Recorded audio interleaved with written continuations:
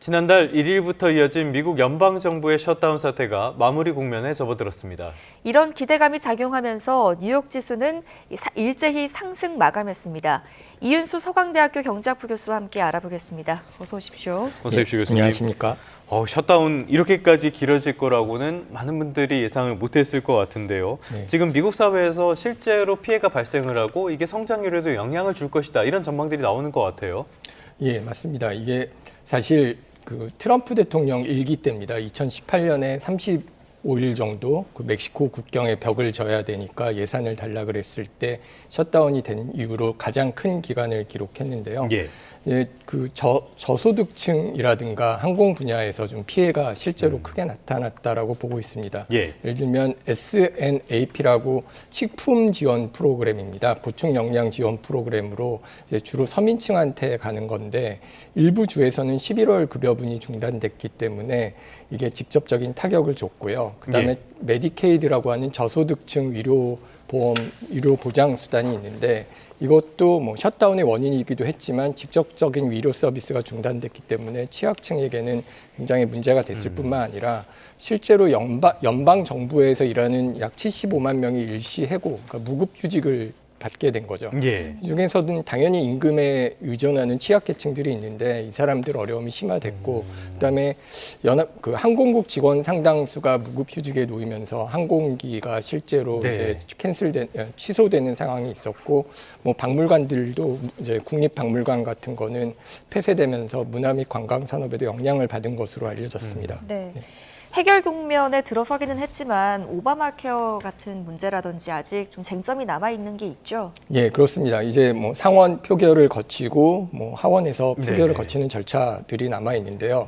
실제로 이제 핵심 쟁점이었던 부분이 오바마 케어, 이제 어포더블 케어 액트라고 이제 미국에서는 하고 유료 보험료를 좀 싸게 이제 하도록 하는 제도인데 여기에 대해서 보조금을 주는 것에 대해서 공화당과 트럼프는 굉장히 반대를 많이 했습니다. 이 보조금을 특히 직접 주는 게 아니라 그 보험회사에다 주는 것에 대한 문제가 있었었는데 이 부분이 지금 민주당이 양보를 한 부분이고요. 다만 뭐 공화당이 다음에 12월 이후에 이 부분에 대해서 따로 표결을 하자라고 얘기는 했지만 이 부분은 사실 말로만 된 부분이기 때문에 향후 정국에서 이런 보조금이 어떤 식으로 해결될 것인지가 주요한 관전 포인트가 될 것 같습니다. 알겠습니다. 말씀하신 내용들 이런 것들이 반영이 되면서 간밤에 뉴욕 3대 지수가 모두 동반 상승하는 모습을 보였고요. 어제 우리 시장에도 이런 소식들이 전해지면서 우리 시장이 4천선을 탈환하는 데 영향을 줬거든요. 자, 이 과정에서 나온 이야기 또 하나 영향을 미친 소식이 있었습니다. 당정이 배당소득 분리과세 최고세율을 당초 정부안보다 더 낮추기로 했다. 이 소식이 전해지면서 금융주라든지 이런 곳이 강세를 보였는데요. 주요 내용 살펴볼까요? 예, 일단 그 주가가 올라갔던 때는 셧다운과 관련돼서 좀 유동성이 좀 풀릴 것이다라는 기대가 있었고요. 예. 실제로 미국에서 단기 시장 금리가 좀 내려간 측면이 있습니다. 근데 이제 국내에서는 이 배당 소득과 관련돼서 지금까지 논의가 많이 됐던 부분이 그 주식시장 활성화 정책으로 배당소득을 분리하겠다. 그리고 배당소득이 사실 종합소득에 과세될 때는 최고세율을 적용받는데 이거를 기존 정부안이 35%로 낮추겠다라고 한 것보다 10%포인트나 더 낮추는 겁니다. 그래서 세제 개편안을 보면 연간 3억 원 초과 배당소득에는 이제 최고 25%의 소득을 그 세금을 내게 되고 2천만 원 이하 소득에 대해서는 기존과 같이 14% 과세가 유지됩니다. 이렇게 되면은 최고세율이 내려가기 때문에 투자자들은 세금 부담을 덜고요. 기업이 배당에 대한 것이 확대되면서 증시가 활성될 수 있다라는 기대가 이제 형성이 되고 있습니다. 그래서 특히 고배당주로 꼽히는 금융사들의 주가가 강세로 나타난 것도 이런 어떤 기대를 반영하는 것으로 볼 수 있습니다. 네. 이런 가운데 지금 구윤철 부총리 겸 기획재정부 장관이 배당소득 분리과세 최고세율 25%로 설정을 한다면 배당 활성화로 증액되는 부분까지 감안하면 전체 세수 감소분이 2천억 원이 안 될 것으로 예측하고 있다. 이런 발언을 하기도 했는데 어떻게 보십니까, 교수님? 이 부분에 대해서는 좀 낙관적이지 않은가라는 측면이 좀 있습니다. 이게 사실은 세율 인하가 되면 세수는 당연히 감소합니다. 이건 즉각적으로 나타나는 현상이 될 거고요. 그 구 부총리의 논리에는 이제 순세수는 감소하는데 배당 증가로 인해서 세수가 증가하는 부분이 있다. 이게 배당을 많이 하게 되니까 어떤 세금을 매기는 그 부분이 늘어난다라는 건데요. 정부 예상은 이제 세율이 내려가니까 배당 매력이 증가해서 기업들이 배당을 확대할 것이다라는 예상입니다만 현실적으로는 이게 배당이 빠르게 늘어날 것인가에 대한 고민을 좀 해봐야 될 것 같습니다. 뭐 일시적으로 그동안 뭐 배당을 미뤘던 것이 이제 세율이 내려가니까 일시적으로 증가할 가능성이 있을 수는 있습니다만 이게 장기적으로 늘어날 것인가에 대한 문제인데요. 우리나라 기업이 배당 성향이 낮은 것은 단순히 세금 문제가 아니라 지배 구조라든가 뭐 내부 유보를 현금 내부 유보를 선호한다든가 그다음에 뭐 투자 수요 등 여러 가지 이윤이 있습니다. 뭐 경영권 방어 이런 것도 또 같은 측면일 텐데요. 그래서 세율만 낮춘다고 배당이 자동으로 늘어나지는 않습니다. 뭐 우리가 소득세 깎아준다고 해서 일을 더 많이 하는 것이 그렇죠. 바로 나타나지는 않는 거랑 마찬가지일 것이고요. 그래서 이게 배당 증가로 세원이 증가하는 건 맞지만 궁극적으로 정부가 의도한 주식시장 활성화 이게 경제 성장으로 이어져서 궁극적으로 세금이 올라가기 위해서 세수가 올라가기 위해서는 그 배당과 어떤 그 투자의 유인, 그러니까 투자가 증가하고 이것이 경제 성장으로 이어지도록 관련 제도도 같이 손을 봐야 될 것 같습니다. 실제로 배당뿐만 아니라 투자를 하는 것에 대한 세제 혜택을 준다든지 이런 것들도 같이 이루어져야 되지 않을까라고 생각을 합니다. 알겠습니다. 말씀하신 내용들을 보면은 여러 가지 논란이 있지만은 일단 증시 부양이 시급하다 이런 시장 요구를 수용한 것이 아닌가라는 생각이 드는데요. 너무 인위적인 부양이 아닌가라는 걱정도 들고요. 또 하나 인위적인 부양이라고 볼 수 있는 부분이 국민연금이 아닐까 싶습니다. 이게 우리나라 주식 투자의 비중이 정해져 있잖아요. 이런 것들을 더 확대하자 이런 이야기도 나오고 있는 것 같아요. 어떤 이야기입니까? 사실 지금 국내 주식의 연말 목표 비중이 한 15%까지였던 것으로 알려져 있습니다. 그런데 현재 주가가 급등하면서 보유한 주식 평가 가치가 17%를 넘어섰다라고 합니다. 사실은 어느 정도 조정이 됐어야 되는 측면인데 주가가 오르는 과정에서 뭐 외국인들은 뭐 차익 실현을 했다라는 얘기가 있지 않았습니까? 그러니까 사실은 이게 그 국민연금 측면에서도 일반적으로 목표 비중을 초과하면 매도해서 비중을 낮추는 것이 원칙입니다. 근데 이 원칙을 안 지켰다는 얘기고요. 이 원칙을 안 지켰기 때문에 그 원칙을 다시 만들겠다. 이걸 17%로 늘리겠다는 얘기인데 어떤 측면에서는 그 전략적 배분이라고 보죠. 우리가 시장 상황이 바뀌었고 장기 전망이 바뀌었으니까 목표 비중 자체를 상향하는 거다라는 측면에서 주장이 가능은 합니다만은 저희가 이거를 국내 주식을 다른 나라보다도 낮은 15%로 만들었을 때는 이유가 있습니다. 일단은 당연히 뭐 그동안은 국내 주식이 수익률이 낮았고 이거를 글로벌 포트폴리오 이제 다른 특정 시장에 집중하지 않고 다른 시장에도 투자를 하겠다라는 측면이 있는 건데요. 근데 문제가 되는 부분 중에서 가장 걱정스러운 것은 이런 식으로 비율을 늘렸을 때 시장이 좋으면 상관이 없는데 우리가 15%로 얘기를 했을 때는 이거를 국민연금이 팔아야 되는 상황이 있지 않습니까? 그러면 그 국민연금이 파는 유동성을 과연 누가 흡수해 줄 것인가? 이게 위로 올라갈 때의 변동성보다도 저희가 걱정해야 되는 것은 하방 압력이 들어왔을 때의 변동성이고요. 특히 단기적으로 그런 하방 압력에 대한 우려뿐만 아니라 국민연금이 잘 아시다시피 이제 2040년대 중반부터는 지급액이 수입액을 초과하기 때문에 연금 감소 시기가 그렇게 많이 남지 않은 상황입니다.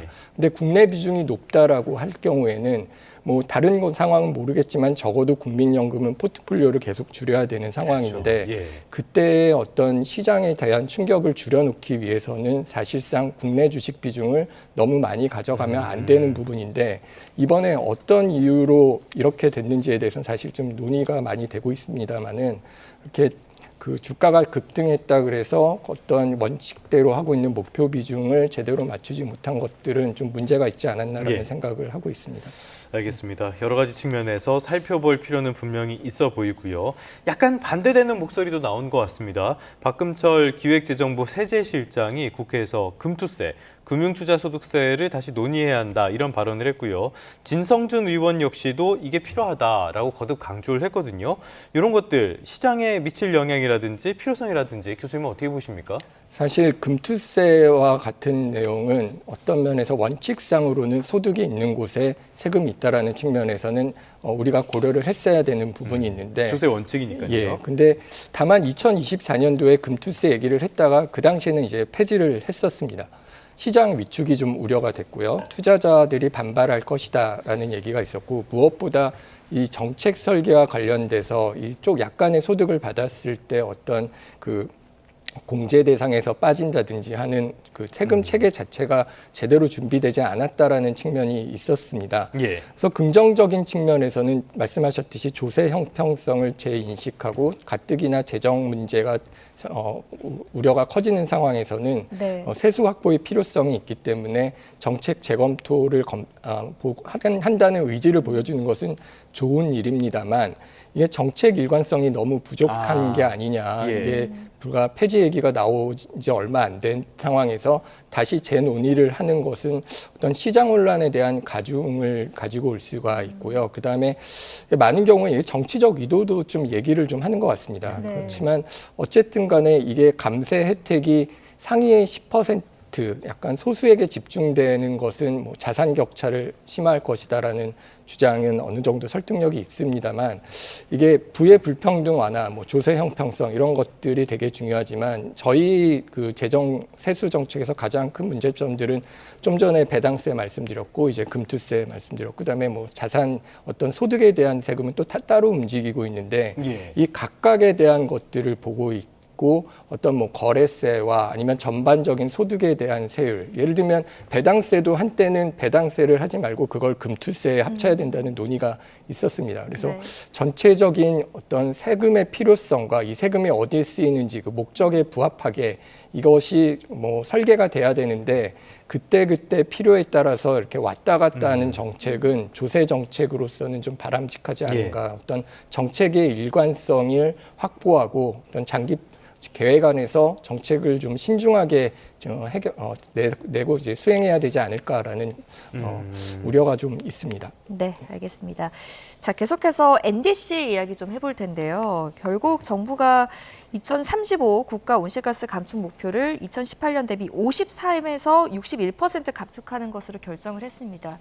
이 감축안이 나오기까지 과정에 좀 진통이 있었죠? 네, 사실 그 2035년 국가 온실가스 감축 목표입니다. NDC를 2018년 대비 53에서 61% 감축하겠다고 최종안을 냈는데요. 예. 산업계에서는 48% 정도로 하자라고 했는데 이것보다는 훨씬 높은 수준에서 얘기가 된 거고요. 그다음에 시민단체에서는 사실 65% 감축을 얘기했기 때문에 이게 숫자를 산업계 요구를 좀 반영해서 그 뭐 53%로 하향선을 제시함과 동시에 어떤 상한선도 60%를 넘기기 위해서 61%의 논의를 했다라고 보는데요. 이게 감축 목표라는 게 우리가 기후 위기를 대응한다라는 측면에서는 굉장히 시급한 게 맞습니다. 예. 근데 저희가 이게 문제가 되는 부분은 사실 앞으로 2035년이면 10년이 안 남은 건데요. 이 감축 속도를 우리가 감당할 수 있을까의 문제가 있을 것 같습니다. 예. 사실 EU 같은 경우는 1990년부터 약 45년 동안에 이 감축을 해온 거기 때문에 어떤 면에선 감축 속도가 그 가능을 했다라는 측면이 있고요. 예. 그리고 이 국가 온실가스가 많이 나오는 것은 사실 제조업인데 우리나라는 제조업 비중이 굉장히 높습니다. 제조업의 국가죠, 아직. 예, 유럽의 경우 제조업의 비중이 한 15% 정도밖에 안 됩니다. 근데 예. 우리나라는 제조업 비중이 27%고요. 이게 수출 많이 하는 산업들이 철강, 화학 등 탄소 배출량이 큰 산업입니다. 사실 우리가 뭐 이걸 하면서 뭐 철강 산업이라든가 화학 산업 뭐 이제 뭐 당연히 구조조정하고 안 하겠다라고 하면은 모르겠는데 이런 것들을 안 하고서 그 소득이 유지되지 않는 상황, 일자리가 유지되지 않는 뭐 이게 일자리가 유지되지 않는다는 거는 아니고 이건 분명히 어떤 일자리 유지나 경제 성장에 있어서 타격이 될 수 있는 부분은 있다라는 측면에서 점진적으로 이 그 탄소를 줄이는 것은 맞습니다만 예, 이런 예. 속도라든가 어떤 국가 산업의 특성이 반영된 것을 위해서는 사회적인 합의가 이루어져야 되는 예. 측면이 있는데 뭐 산업계와 어떤 미래 그 시민단체가 충분하게 이 부분에 대해서 논의를 내기보다는 좀 더 자기의 목소리를 주장하는 결과 상한선, 하한선이 굉장히 큰 범위의 숫자가 나왔다라는 문제가 있는 것 같습니다. 6차례 공청회에서도 결정을 내리지 못했는데 갑자기 당정이 이걸 결정을 해버려서 조금 이거는 위험한 것이 아닌가라는 걱정이 들기도 합니다. 상황을 좀 지켜봐야 되겠고요. 끝으로 오늘 소식이 많은데 요거 하나 더 살펴보도록 하겠습니다. 어제 오후 늦게 전해진 소식인데요. 서울회생법원에서 위메프의 회생 절차 이거 폐지 결정 확정하고 파산을 선고했잖아요. 굉장히 많은 여파가 있을 것으로 보이는데 시사점 교수님께서는 어떻게 보십니까?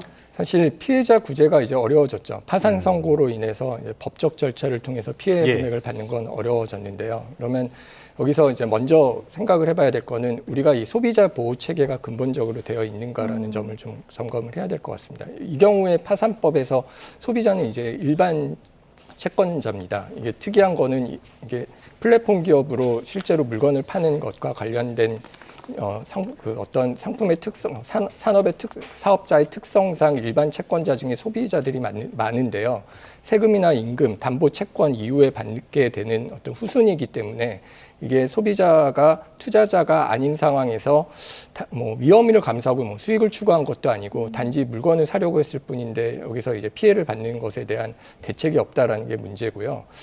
가장 중요한 거는 이 규제의 패러다임의 전환이 필요한 게 아닌가라는 점을 좀 봐야 될 것 같습니다. 예. 우리가 여기서 가장 큰 문제가 됐던 거는 이 위메프가 사실상 금융기관이 아닙니다. 뭐 은행이나 증권사, 보험사는 당연히 규제를 받는데 이게 그 온라인 거래를 하면서 금융과 같은 일을 했고 거기에 대한 규제가 없었다라는 문제가 좀 되고 있는데요. 사실 이게 지금 이것에 대해서 우리가 얘기를 하고 있는데 지금 이 시사점을 주는 것 중에서 우리가 고민을 해야 될 게 그 스테이블 코인도 사실 비슷한 우려가 있을 수 있습니다. 예. 이게 지급준비금이나 어떤 이런 이 사람들이 이런 그 요구를 정당하게 바로 내줄 수 있을까에 대해서 은행과 같은 리스크를 가지고 있으면 은행과 같이 규제를 해야 된다라는 교훈이라는 측면에서 앞으로는 플랫폼 기업뿐만 아니라 스테이블 코인과 같은 데에서도 관심 있게 봐야 될 사항이라고 생각합니다. 네, 알겠습니다. 오늘 여기까지 듣겠습니다. 이은수 서강대학교 경제학부 교수와 함께했습니다. 잘 들었습니다. 예, 고맙습니다. 감사합니다.